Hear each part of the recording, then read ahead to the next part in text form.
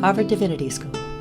Spiritual Care, Ethics, and the State of Psychedelic Chaplaincy, October 10th, 2024. Welcome, everyone. I'm mostly here for housekeeping, so I'm going to go very quick since we're starting a little bit late. I appreciate everyone's patience and just appreciate your presence and being here for this panel. My name is Jeffrey Breaux. I'm one of the program leads for psychedelics and spirituality at the Center for the Study of World Religions. I'm going to be moderating and helping moderate, I suppose, with my colleague Kathleen Willis, who's here from Harvard Divinity School. Really quickly, so today's event is a collaborative event with the Office of Ministry Studies at HDS, and it's part of the Center's ongoing Psychedelics and Ethics series. We have a variety of programming at the Center that's interested in psychedelics and spirituality, and you can see a couple of our upcoming events here on the slide. If you'd like to stay up to date with the events happening at the Center, the best way to do that is by signing up for our newsletter at the QR code on the screen here, or the QR code on your brochure. And also, I just want to note, for those of you who are interested in the wider world of psychedelics at Harvard, this event is also part of the Harvard study on psychedelics in society and culture, which is a joint effort between the Center for the Study of World Religions, Harvard Law School, and the Mahindra Center, which is part of the Faculty of Arts and Sciences. If you're interested in that work, that's going to be the second QR code also on your brochure. So just quickly, today's panel represents the Center's and the Divinity School's longstanding interest in the field of psychedelic chaplaincy. The Center actually hosted its first event on spiritual care and psychedelics in 2021 as part of our Psychedelics in the Future of Religion series. And Jamie Beachy, who's joining us here today, as one of the panelists, was actually one of the speakers in that event back in 2021. And so we're really excited to be welcoming her, along with Caroline and Bonnie, to speak about the progress that's happened in the field of psychedelic chaplaincy in the last 3+ years. With that sort of preamble out of the way, I'm going to introduce Kathleen Willis, who will be doing the majority of the moderating today. Kathleen, let me see if I can make sure my slides work also. There we go. Yeah, great. Kathleen Willis is the Multi-Faith and Psychedelic Chaplaincy Development Advisor for the Office of Ministry Studies at HDS. She's certified in psychedelic-assisted therapies by Naropa University, in MDMA-assisted therapies by Lykos Therapeutics, and she's working towards licensure as an Oregon psilocybin facilitator. She's also a part-time interfaith chaplain at Tufts Medical Center and a member of the working group in Transforming Chaplaincy, the Psychedelic Chaplains Network. With that, I welcome Kathleen up to kick us off. Thanks, everyone.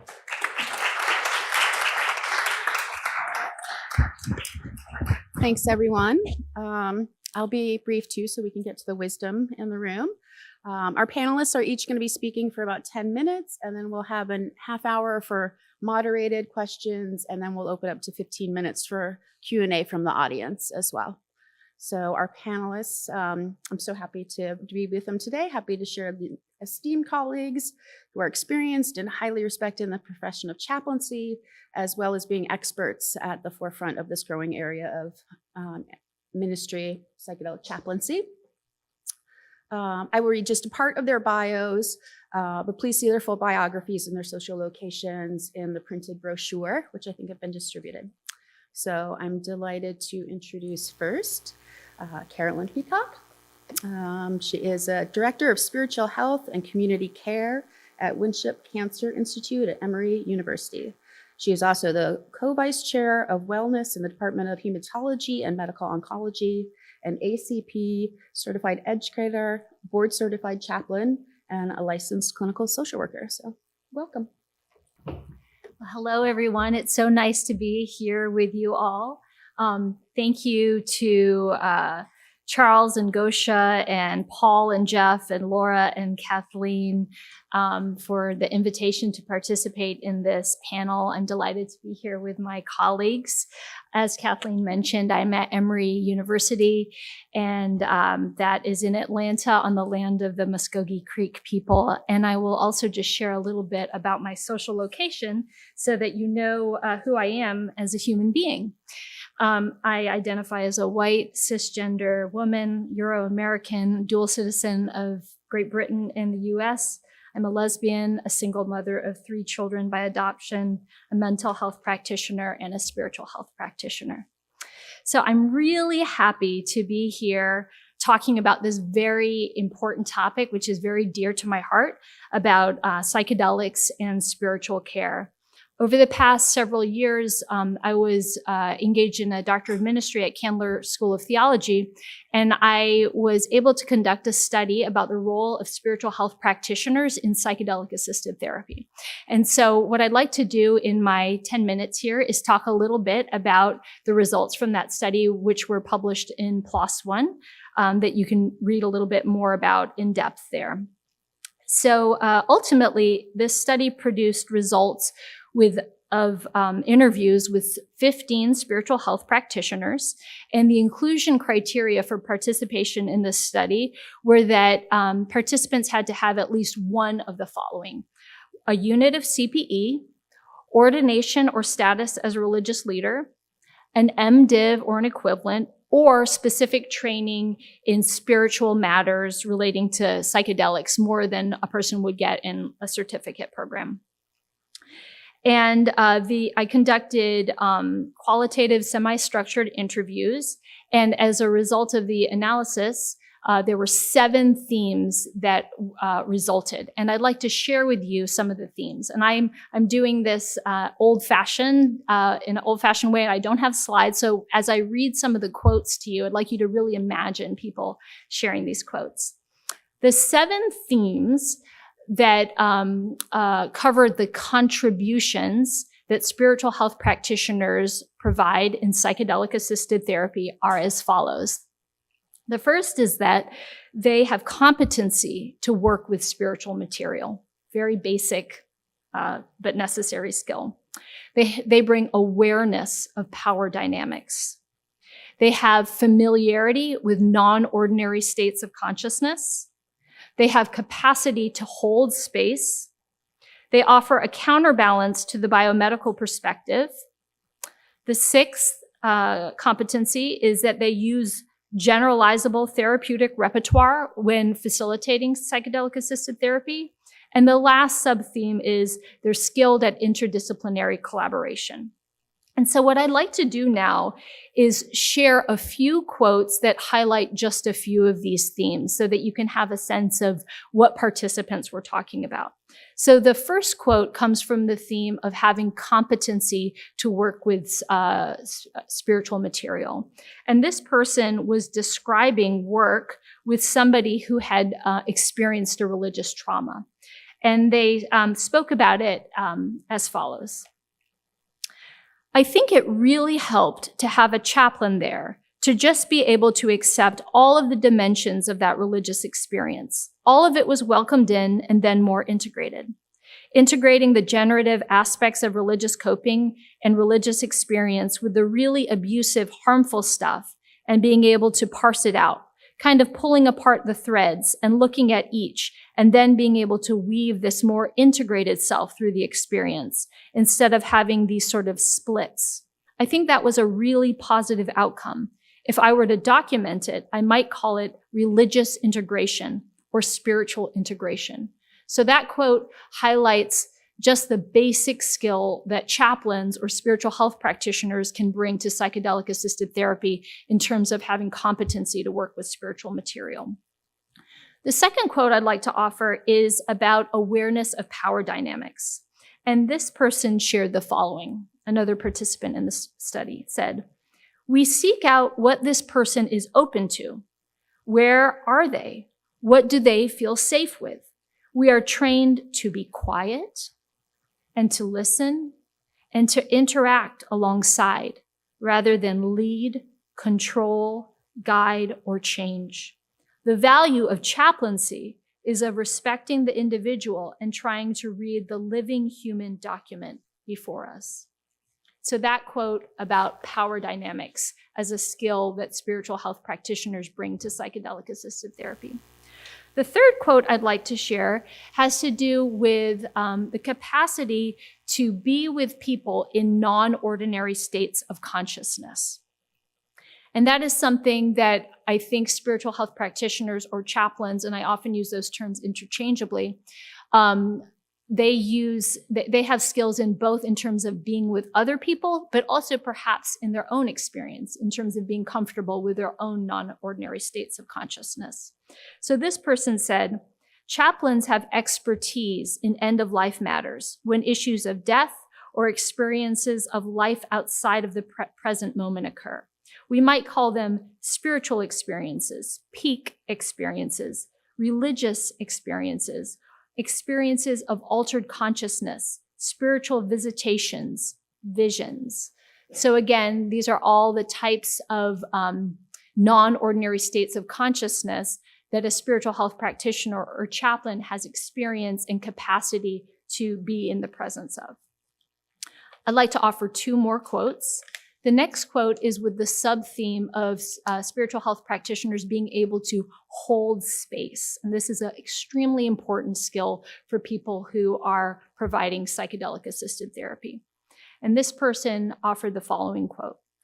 I feel like chaplains are trained to hold the unexplainable, the mystery, the weird, the liminality. So much about my training as a chaplain is just being with, witnessing, holding, supporting without needing to fix or change anything. It's just really a process of allowing. I really see us as doulas in a lot of ways, like there are death doulas and birth doulas, but we are almost like psychedelic experience doulas that can just be present with the experience and support without needing to get in there with any concrete tools.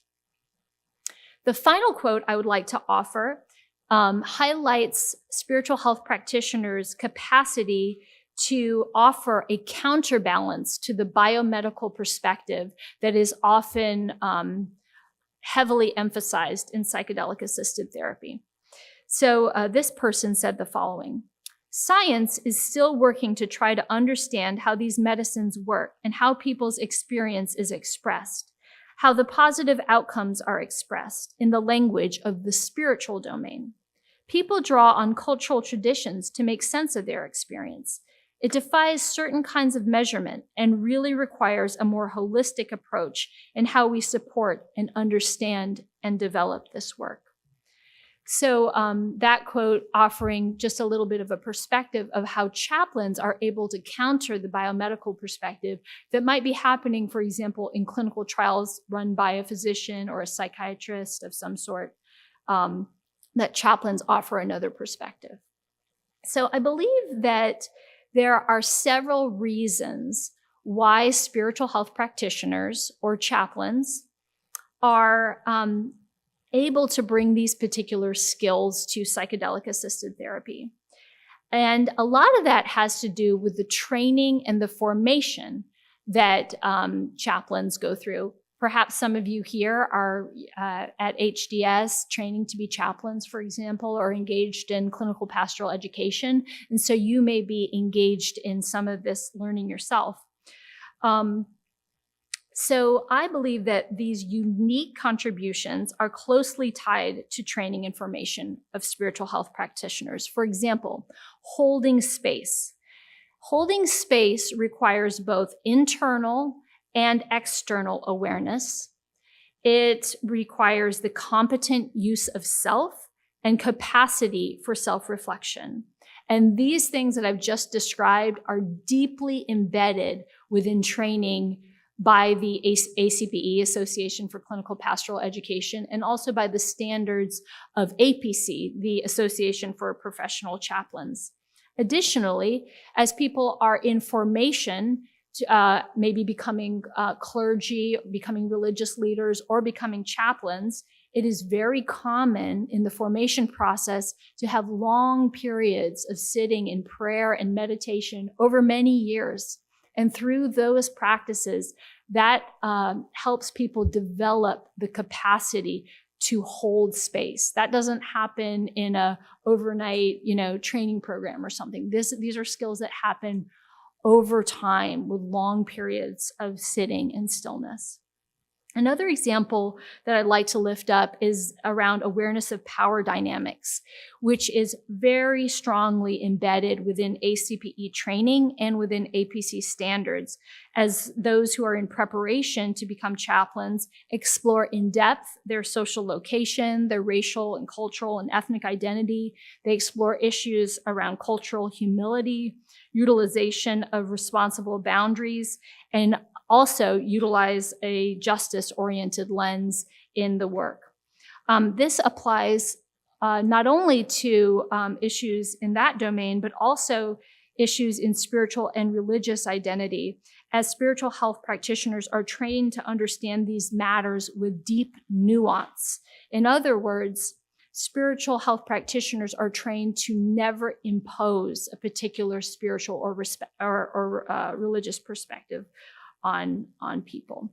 So those are just a couple of the areas where I think training and formation really helps spiritual health practitioners be very good at this work in particular, and maybe sets us aside a little bit from the other disciplines who are engaged in psychedelic assisted therapy. It's not to say that work is not needed. It is. We need the other disciplines as well. But there also is a very important place for chaplains or spiritual health practitioners in this work. So what is being done in the field right now? Obviously, there's work being developed here at Harvard. There is also the Transforming Chaplaincy Psychedelic Care Network. I'm not sure if any of you have heard of that group. It was a privilege to be able to start that group with my friend and colleague, Jamie Beachy. And now this group is convened by Bonnie Glass-Coffin and Steve Lewis. And that group meets monthly and is an opportunity for chaplains and spiritual care practitioners to get together and work on a lot of these issues. And they are in the process of developing a paper relating to competencies. And I'm hopeful that that will be published sometime in the near future. The last thing I want to say before I sit down, and I hope I haven't gone too long, over 10 minutes, is that I think it is absolutely essential to have collaboration where in places where there are clinical trials happening, for example, in institutions like healthcare institutions, collaboration between departments that are leading clinical trials, principal investigators that are leading the trials, along with spiritual care departments. Because in a lot of university settings, these entities exist in silos, and that's why spiritual health practitioners are not engaged in the work. So if you are a chaplain in some institution somewhere and you're not hooked in with the principal investigators who are doing these studies at your institution, this is really a time for advocacy, for speaking up and saying, actually, chaplains can bring a lot to this work. And these are some of the things we can do, and I'd like to be involved. And on the other hand, if you're a principal investigator, a physician or a psychiatrist, and you want to have competent people working with spiritual material in your clinical trials, engaging the chaplaincy or spiritual care departments is a great way to do that. I feel very privileged to be at the Emory Center for Psychedelics and Spirituality, where we have a strong collaboration between spiritual health, psychiatry, palliative medicine, and a number of other departments, and that's allowed us to engage in a lot of these studies. So I'll leave it at that, and glad to answer questions later in the Q&A section. Thank you.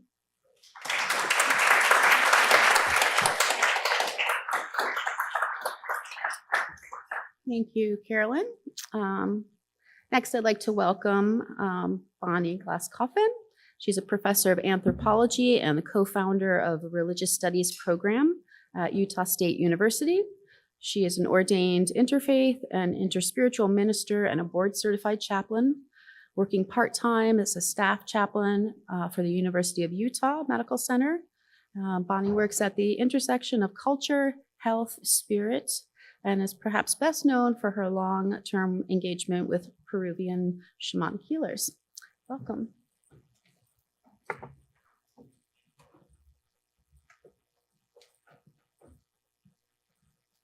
I don't know if I can navigate two computers, but I'm going to give it a try. We'll see the limits of my technology here.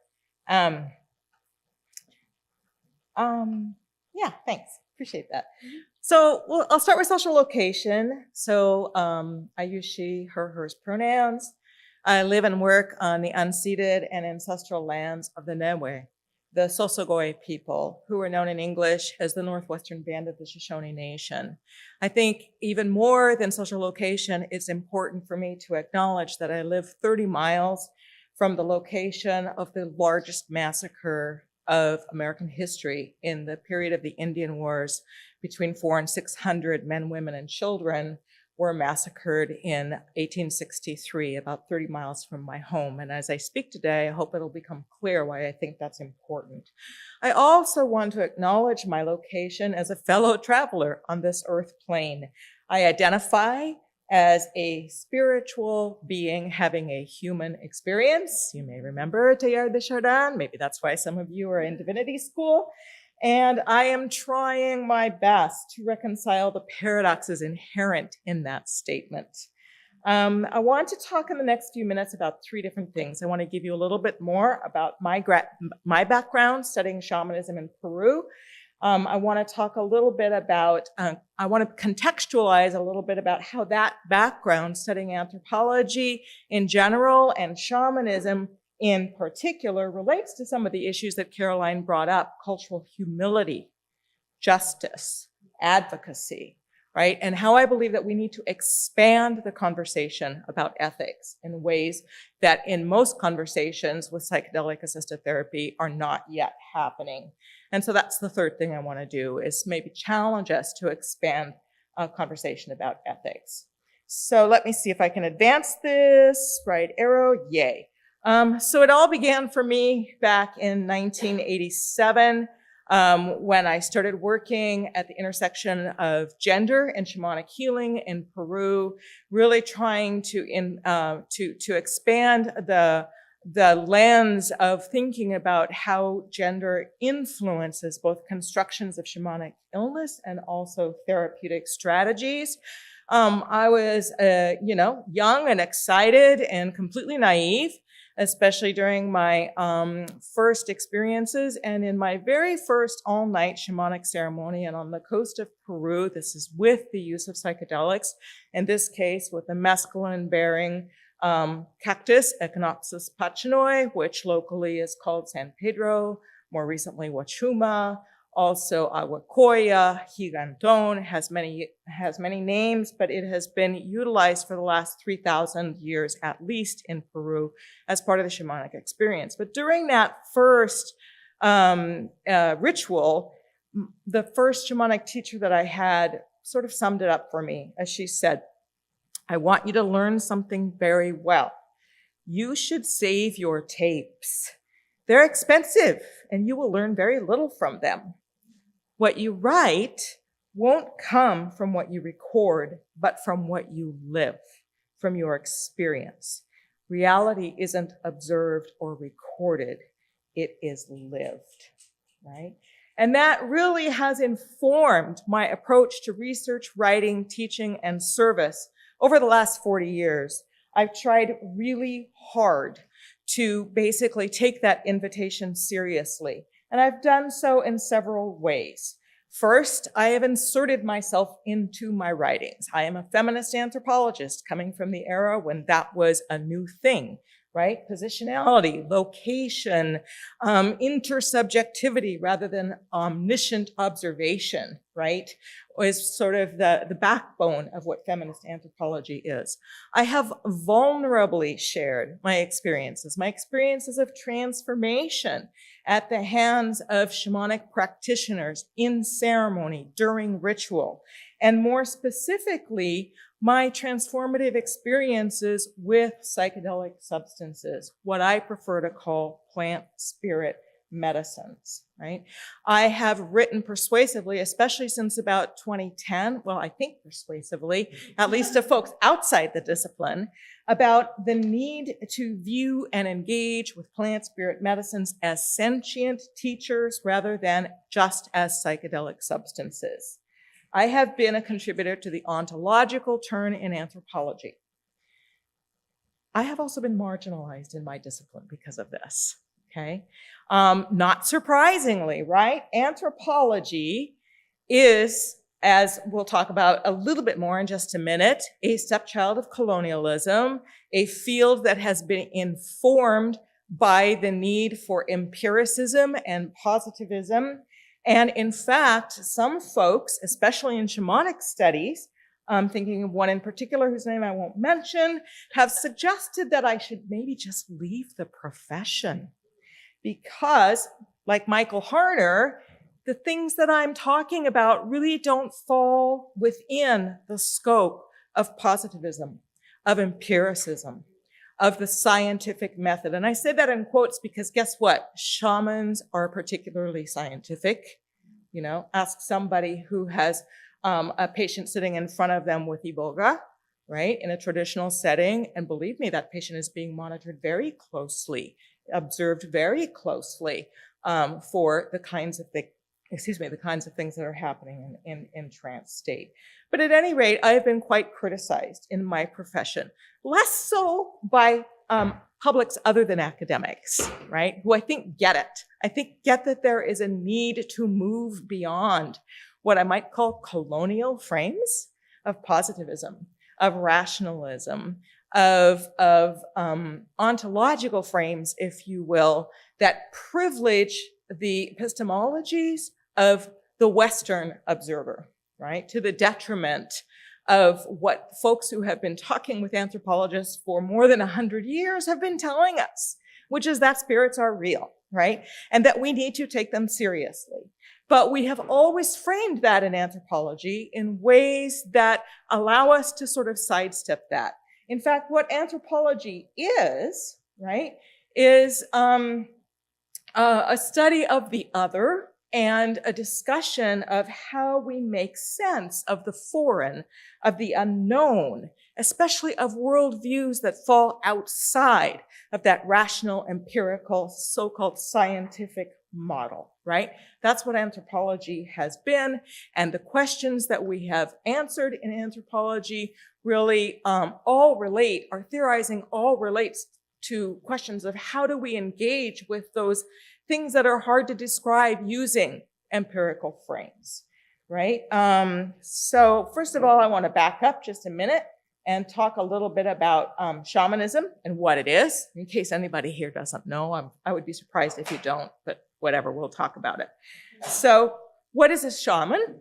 A shaman is a wounded healer par excellence, a specialist in the human soul and a technician of the sacred who, as a mediator between worlds of seen and unseen, as one who communicates with the world of gods and spirits in order to restore order to the world of their patients, must herself have intimate knowledge of all worlds and all human experiences. A shaman is a mediator between worlds of spirit and human communities on behalf of and advocating for those human communities. How do shamans do this? Through altered states of consciousness, entry into shamanic states of consciousness, trance states, often with the use of psychedelics, right? So shamanism and psychedelic studies have gone hand in hand in the history of anthropology. I'm going to skip over this just because in the interest of time, but here's just a slide showing the deep history of the use of the San Pedro cactus in Peru, again, from at least 1500 BCE to the present day. This psychoactive cactus has been the cornerstone of shamanic ceremony. Okay. And of course, there is a long colonial history of study, as I made reference to a moment ago, right? Anthropologists responded to the arrival of missionaries whose agenda was to Christianize the heathens, right? And of course, early studies of shamanic practice and also the use of psychedelics was always in the frame of heretics and heresy. And the agenda was to reform, right? To bring back into orthodoxy, right? Later, of course, in the 19th century, scientific expeditions, naturalist expeditions were also in response to sort of that missionization objective And where shamanic practitioners might have been called heretics a century before, in the 19th century, they were more called charlatans, tricksters, primitive, superstitious, ascientific, etc., right? And of course, anthropology's theories, as I mentioned a minute ago, responded to that. Everything from evolutionism to cultural particularism to functionalism to structuralism, you name it. It's always been about how do we describe this stuff that we can't really describe, right? I will also say that studies in shamanism were sort of arcane, not interesting, shelved in the archives in the back corner of the library until the 70s, right? When Castaneda and Harner came on the scene. And during a period of time in which folks were feeling quite disaffected by the political, the economic, the religious situations in which they lived, right? And so in this context, there's been another turn in anthropology, which is towards post-colonial approaches to the study of other realities, right? I'm gonna just define what I mean by this ontological turn that I said I have been a part of over the years. By the ontological turn in anthropology, I'm referring to a change in theoretical orientation according to which differences are understood, not in terms of difference in worldviews, but differences in worlds. This is a shift from Cartesian dualist views of being that require or that derive from separation of mind, body, self, other, natural human worlds to views of being in becoming that are inherently relational, embodied, dependent on sacred reciprocity between human and non-human persons.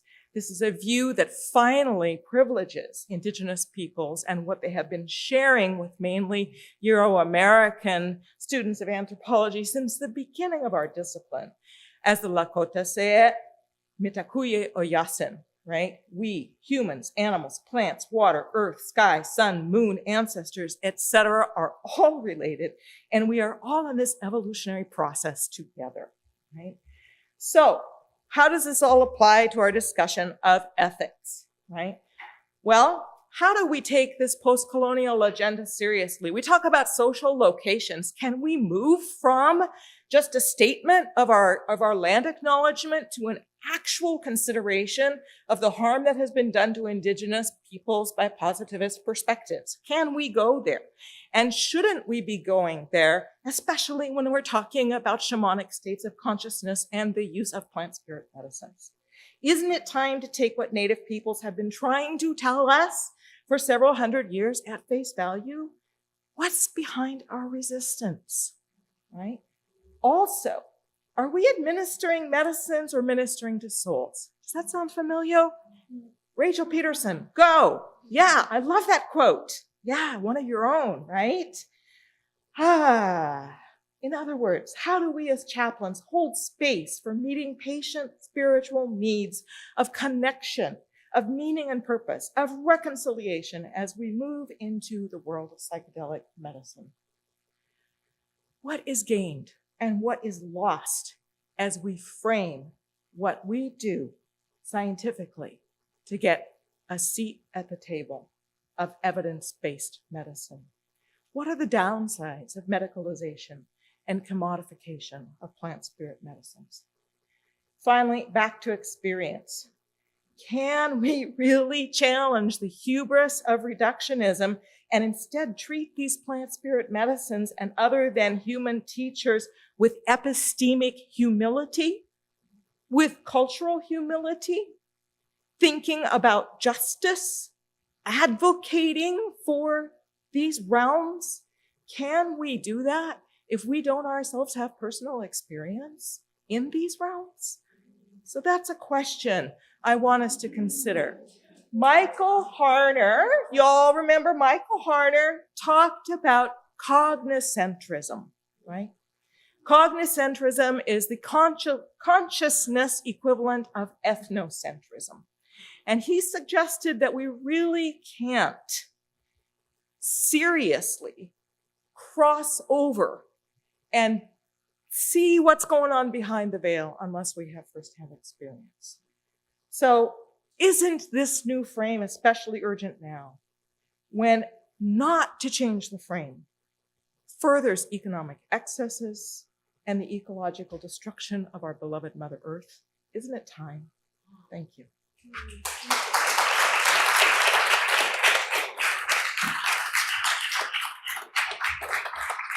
And our final panelist is Jamie Beachy, MDiv, PhD, and she is a spiritual health educator, ethics consultant, and psychedelic therapy practitioner. She is a chaplain and an ACPE certified educator with many years of experience in trauma, palliative care, and hospice settings. Dr. Beachy developed course offerings related to eco-chaplaincy and psychedelic therapies as a core faculty for the MDiv program and director of education at Naropa University's Center for Psychedelic Studies. Thank you. Welcome, Jamie. It's nice to be with you all. Nice to be back. Last time I was only with you virtually. Here I get to be here in person. So delighted to be with you to follow through on this conversation about psychedelic chaplaincy. I feel like I may be presenting kind of a sobering view, which comes with experience perhaps in this field. And but I feel like we're layering this conversation in a really beautiful way. A lot of what I have to share has already been shared. So I'll just launch right into this. The question that I hope to organize myself around here is, can chaplains be ethical exemplars in the field of psychedelic care? Are we exemplars? And what does that mean?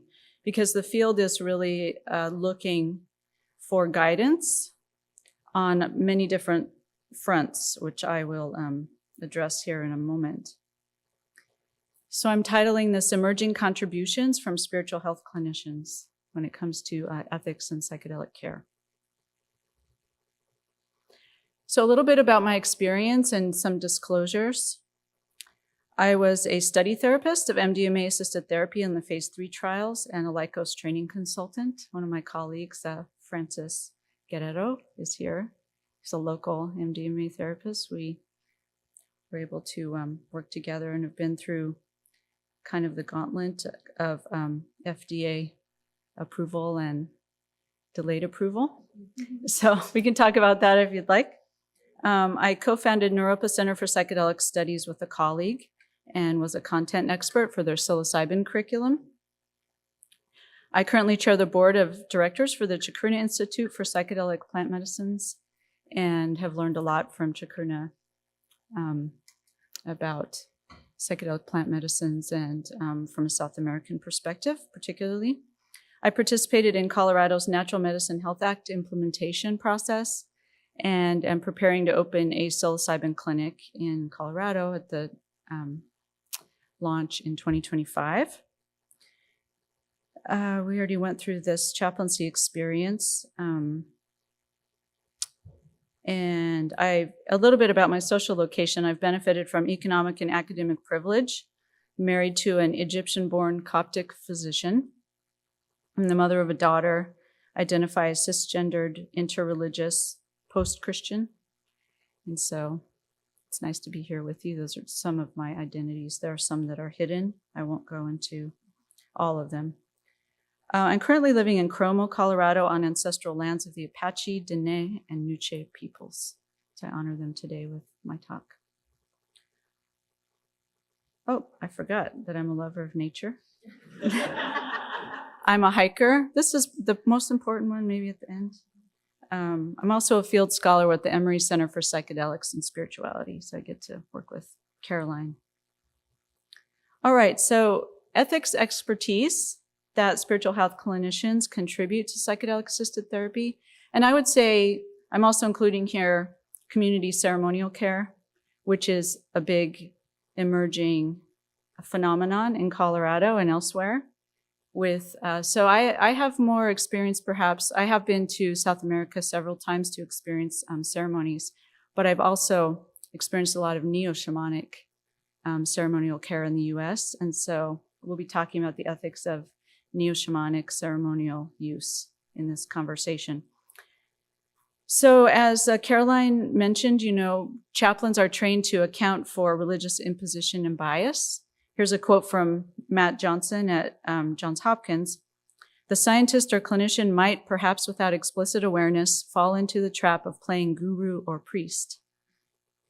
And because many of us are priests in the field of chaplaincy or ministers, we have, you have courses and you have mentoring to address this risk of religious and spiritual imposition in our care, and it's part of our training. We also are at least having conversations and curriculum around acknowledging, preventing sexual misconduct and abuses of power. And so that's very much in our awareness. Unfortunately, the communities that we are associated with struggle with this problem, and so I wouldn't say that we've overcome it by any means, but at least we're in conversation and we have preparation in MDiv courses and in our CPE training.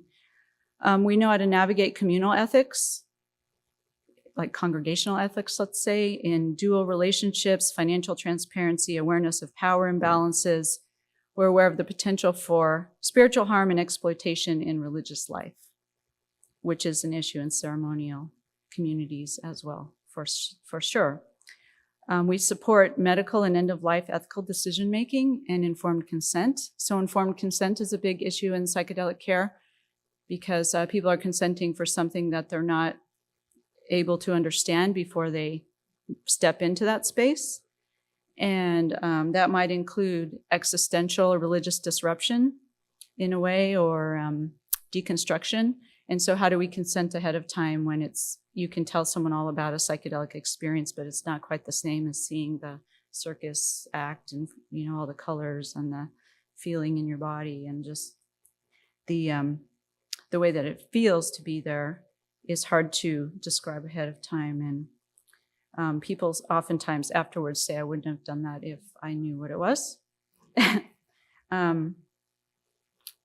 Then competence with spiritual dimension of health. We take that seriously, existential care and death awareness.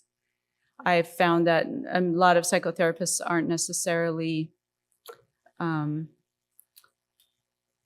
mentored or, trained to be comfortable with death and dying. And that's a big part of psychedelic care. Sometimes it's like a encounter with death is how it can be experienced. Cultural humility and assessment of community belonging. And then rich religious and theological training. So this is interesting to me because one of the criticisms of the MDMA research study was that we didn't measure expectancy or take expectancy into account, and that people came in with high expectations, and that may have been a placebo effect that sort of skewed the data. And perhaps the therapists were contributing to that as well by having high expectancy. But I would like to, actually, Francis and I are working on a project where we might articulate this more. The role of hope, as a theological concern, is it, for me, it's like an ethical imperative to bring hope into a situation of psychedelic therapy, even if it's in a research context and you're trying to discern, does this substance work in this setting, to walk in and to walk in without hope, even, some of these folks that have suffered tremendously, and this is like their last resort, and so expectancy is considered this kind of negative influence on research, but I would like to reframe it and think like, how can we create this space of, reasonable hope? Like you would hope for a miracle with someone who is not likely to recover from something, but you're still aligning with their feeling of hope and hoping that this medicine or this treatment will work in spite of all odds.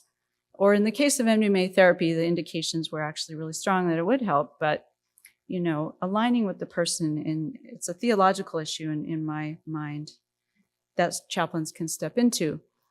So then where are the growth opportunities for us? If we want to really become ethical exemplars, and Bonnie has gone into this already, but there's some areas of growth. Somehow this ended up translating to white. It was like color before, so I don't know. It was a green background. That's why it's not supposed to look kind of ghostly like that. But anyway, I think the important words are standing out in the way that I put this together. So cultivating reciprocity and right relationship with Indigenous communities. We have a long way to go as a community of of spiritual care practitioners. I mean, in my CPE training, there was nothing about this, area of learning and competence. That was a while back, in seminary, there was some conversation, and then also addressing histories of religiously based harm. We really need to step into this responsibility more assertively and actively. And then become active with eco-justice for all of the reasons that Bonnie mentioned. So respecting the rights and intelligence of non-human species. These worldviews that we're borrowing heavily from in psychedelic-assisted therapy tend to be animist, and there's a sense of, just taking a substance and medicalizing it has this ethical risk. And so how, as chaplains, can we honor the sentience of the medicines and then move from this human-centric care to kinship and addressing ecological racism and other ecological problems? I mean, there's a massive hurricane happening as we speak, a terrible storm just south of us, and one, not long before that, and people really suffering, trying to recover. And so I've become convinced that chaplaincy really needs to step into addressing climate change really directly and assertively and not peripherally, and that psychedelic care is not separate from, personal healing can no longer be separated from ecological healing, if we want to be ethical exemplars and leaders in this field, And then acknowledging, preventing, addressing abuses of power and sexual misconduct. I put that on both sides because it is an area that we can take leadership, but it's also an ongoing challenge. And there are a lot of things happening in psychedelic care. So I'm located in Colorado, where ceremonial care is currently permitted as long as there isn't advertising. With ayahuasca, there are ayahuasca ceremonies, psilocybin ceremonies, and there's a lot of concern, and there are some transgressions that are becoming public, that we would expect to happen when there's no standard for who a ceremonial leader is and who should be leading ceremonies. I hope the CSWR has these ongoing conversations about ceremonial care in these decriminalized contexts, because it's really complicated, it's complex, and it's multi-layered. And I think we could really speak into this space if we healed some of this, otherworldly inheritance that comes from our religious lineages that tend to separate us from the earth instead of seeing ourselves as embedded in these communities and connected more with the ceremonial communities, and not separate from their ways of practicing. Yeah, it's really like a free-for-all in Colorado, I have to say. It's really interesting. It's very ethically rich and complicated right now. And I'll be thinking of you all as you vote in November for your own initiative here in Massachusetts.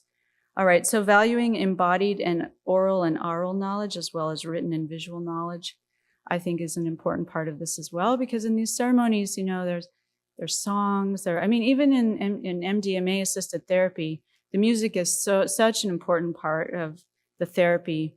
And so to become more skilled and to recover, our oral traditions and our oral traditions, instead of being so oriented toward the written word, I think will make us more expert in these realms and in these therapy spaces, and more able to really support psychedelic work in general. Challenging religious exceptionalism and patriarchy. I just tagged that one on to the end, because I think that, there's some critiques of psychedelic exceptionalism, but I think we really don't want to add our religious exceptionalism layer that on top of psychedelic exceptionalism, to really recognize that there are all kinds of ways of engaging psychedelic experience, and that religiosity isn't a exceptional way, that it's just one among many ways of engaging these experiences, that someone could have a very nature-based experience that wouldn't be understood as religious necessarily. But, and I think that the mystical experience questionnaire relies a bit on religious exceptionalism, or that there are these exceptional states, and excludes some of the negative states. So we'll see how that evolves over time.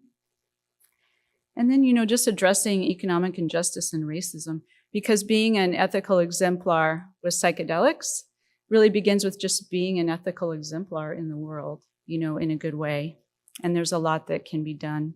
I mean, our at least we're not a manel, I don't know if you know what a manel is, but it's like a panel of all white men. No. But we also are lacking in some diversity on our WANL, or whatever you want to call it. So I guess that's going to get into the video. I would have screened that out beforehand, but I like it. but there's a lot of work that has to be done if you just look around the room and look in the spaces that you're a part of, just to become ethical exemplars. That's the foundation. When students would come to me when I was at Naropa teaching in the MDiv program and say, I really want to be a psychedelic therapist.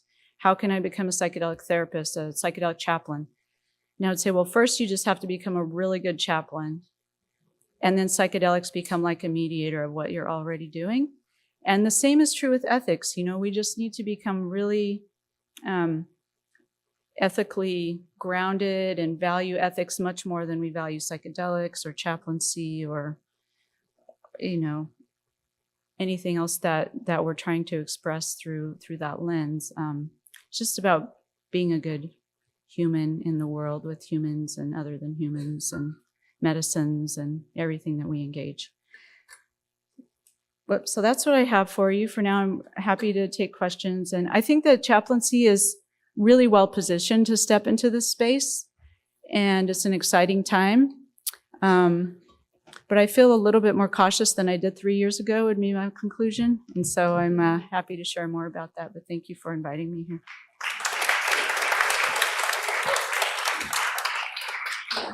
Hi, everyone. Let me start by thanking all the 3 panelists for really fantastic, really deep and rich presentations and conversations. And I think we all feel that we wish we had more than 15 minutes to hear from each of you. And it also feels like we barely scratched the surface with the questions and the discussions with you. Many of the themes that surfaced through your presentations are really also running deep through the many workshops, reading groups, and offerings through the center, including the upcoming Psychedelic Intersections Conference that Jeff is organizing with our Harvard partners in February, in a few months. Well, I think it's clear from the conversations that psychedelic chaplaincy, or more broadly, spiritual psychedelic care, is a very fast evolving, complex and critical field, and one that can greatly improve safety across a variety of settings, and also redefine the very nature of care, whether it's in medical environments, ceremonial environments, or in recreational settings as well. And to help the development of this emerging field, I'm thrilled to announce that our center has partnered with Dr. Peacock and her colleague from Emory, Dr. Paletsky, who was here with us a few months ago in April to launch our new Ethics and Psychedelics series. And we'll be working with them on designing and overseeing the new psychedelic chaplaincy training initiative at the center. As part of this effort, we'll be studying and researching currently available trainings and resources around psychedelic and spiritual care chaplaincy, conducting a gap analysis in order to better understand a variety of opportunities in regard to the development of spiritual, ethical, theological competencies among practitioners. We will be organizing 2 workshops next academic year. The first one in September will focus on psychedelic chaplaincy best practices, and it will be tailored towards hospital chaplaincy and clinical practices. And the second training in December next year will be directed at those practitioners who are working in ceremonial, spiritual, and recreational settings. So please stay tuned for more information on these workshops. And please register for our newsletter in order to hear more about this and many other programmings. So with that, I'm going to thank all of you again and thank you as well for being here tonight. And I hope you have a wonderful evening. Thank you. Sponsor, Center for the Study of World Religions. Copyright 2024, the President and Fellows of Harvard College.